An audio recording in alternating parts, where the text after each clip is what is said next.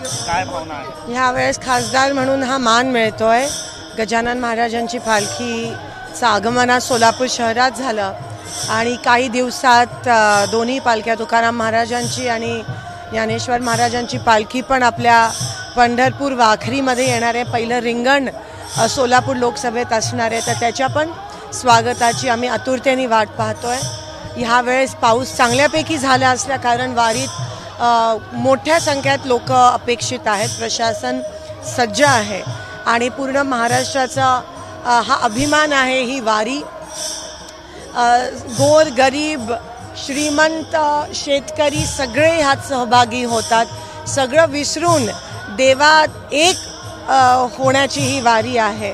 गाण्याच्या माध्यमातून, सत्संगाच्या माध्यमातून कीर्तनाच्या माध्यमातून देवाकडे पोचण्यासाठी, देवापर्यंत पोचण्यासाठी काही ठराविक गोष्टी लागत नाहीत.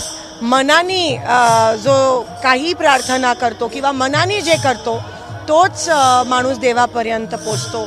पण ते मनाने आणि हृदयापासून केलं तर आपण देवापर्यंत पोचतो. हीच खरी पांडुरंगाची मला असं वाटतं हीच खरी परंपरा आहे. वारीची पण ही परंपरा आहे. सगळेजण एकत्रित येतात. एक मानवतेचा सागर हा पंढरपूरपर्यंत चालत येतो आणि सोलापूरचा अभिमान आहे की आम्हाला ती वारी स्वागत करण्याचा, पालख्यांचा स्वागत करण्याचा आम्हाला योग मिळतो. आणि त्या पंढरीच्या चरणी हीच प्रार्थना करते की पाऊस पडू देत शेतकऱ्यांच्या मनातले. शेवटी तो शेतकऱ्यांचा देव आहे. मुख्यमंत्र्यांसोबत दाम्पत्य हे शेतकरी असतात, त्यांना मान मिळत असतो. महाराष्ट्रात ती खूप मोठी गोष्ट असते.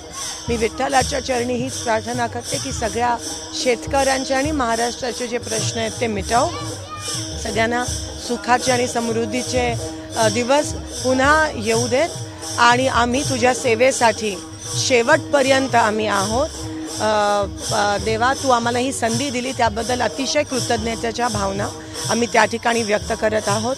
आत्ताच गजानन महाराजांच्या पालखीचं शहरामध्ये आगमन. राहुल गांधीजी यावेत यासाठी आपण निमंत्रण अजून काही कन्फर्मेशन नाही आहे.